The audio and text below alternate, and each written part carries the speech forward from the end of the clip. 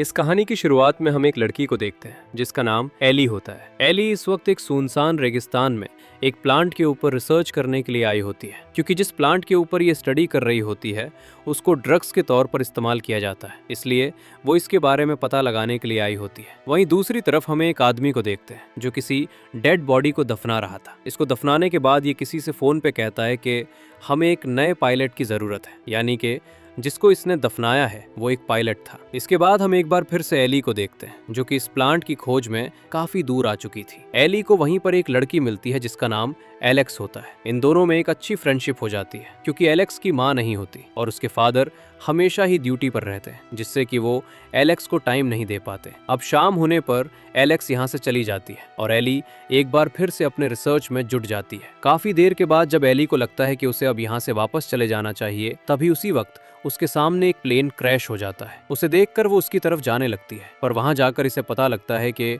इस प्लेन का pilot smuggler है जो कि ड्रग्स की सप्लाई करता है। यह आदमी घायल हालत में एली को मारने की कोशिश करता है, लेकिन एली जल्दी से अपनी कार की तरफ चली जाती है। पर रात के वक्त एली का पिछला टायर एक पत्थर में फंस जाता है, जिससे वो बहुत कोशिशों के बाद भी बाहर नहीं निकाल पाती। इतने में वो आदमी बंदूक लेकर इसकी कार के पास आ जाता है और वो आदमी इसे मारने लगता है। पर एली उससे पूछती है कि क्या तुम्हें पता है हम किस लोकेशन पर है, क्योंकि एली को पता है कि ये प्लेन का पायलट है जिसका प्लेन बीच रास्ते में ही क्रैश हो गया है। अब अगर वो आदमी एली को मार देता है तो वो भी इस बीहर इलाके में फंसा रह जाएगा और उस पायलट को सच में नहीं पता होता कि वो इस वक्त कहाँ है। एली उससे कहती है कि मुझे इस एरिया के बारे में सब कुछ पता है और अगर तुमने मुझे मार दिया तो तुम यही फंसे रह जाओगे। वो आदमी कहता है कि अब तुम मुझे शेल्टन सी तक लेकर चलोगे। एली भी उसकी बात मान लेती है क्योंकि इसके पास और कोई चारा नहीं था। फिर इसके बाद वो आदमी जिसका नाम थॉमस है वो उससे अपने सारे ड्रग्स उसकी कार में रखवाता है। फिर हम देखते हैं कि एली के पास जो मैप होता है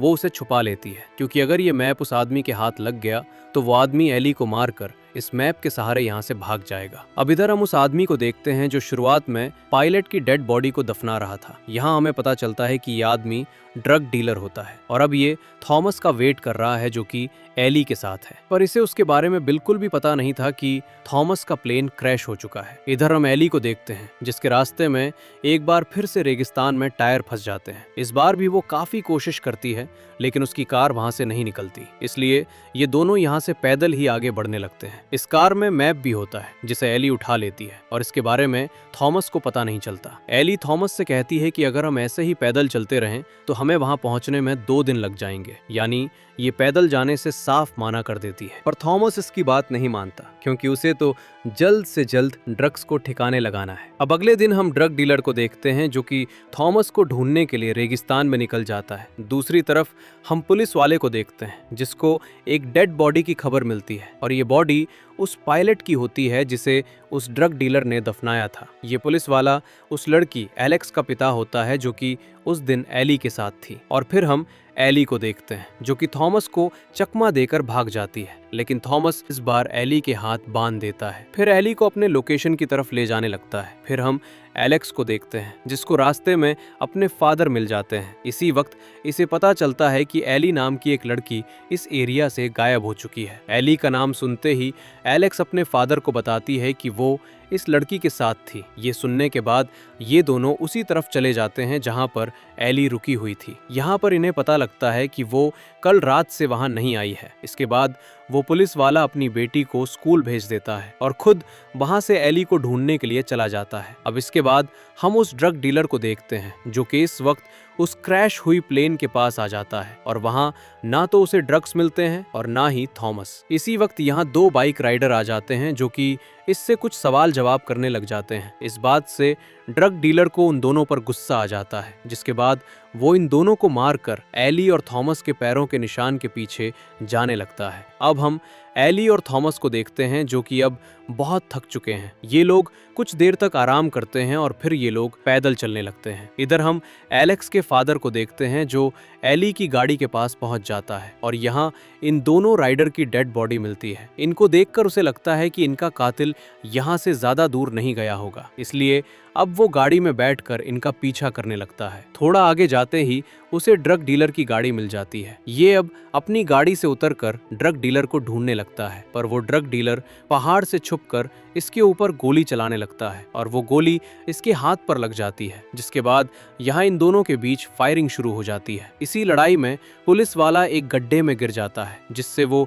ड्रग्स डीलर समझता है कि वो अब मर चुका है और एक बार फिर से ये थॉमस की तलाश में निकल पड़ता है। अब इधर हम एली और थॉमस को एक पहाड़ पे चढ़ते हुए देखते हैं। आज की रात ये दोनों आपस में बातें करते हैं। थॉमस एली को बताता है कि वो एक टीचर है और उसके फादर की तबीयत बहुत ही खराब है, इसलिए उसे मजबूरन ये काम करना पड़ रहा है क्योंकि उसके फादर की मेडिसिन बहुत महंगी आती है। यहाँ हमें पता चलता है कि थॉमस बड़ा आदमी नहीं है। एली इसको अपने बारे में बताती है कि कुछ साल पहले उसकी गलती की वजह से उसकी बहन की मौत हो गई थी, इसलिए तब से अब तक वो अपने घर नहीं गई और ऐसे ही भटक रही है। अब इधर एक बार फिर से हम लोग एलेक्स को देखते हैं, जो कि अपने फादर की कार तक पहुंच जाती है। इसको लगता है कि जरूर इसके फादर यही कहीं आसपास होंगे, इसीलिए ये अपने फादर को यही ढूंढने लगती है। थोड़ी देर बाद इसके फादर मिल जाते हैं, जो कि अभी भी उस गड्ढे में थे। एलेक्स सुबह तक अपने फादर को वहां से बाहर निकाल लेती है और अब ये पुलिस वाला उस ड्रग डीलर को ढूंढने के लिए निकल जाता है और फिर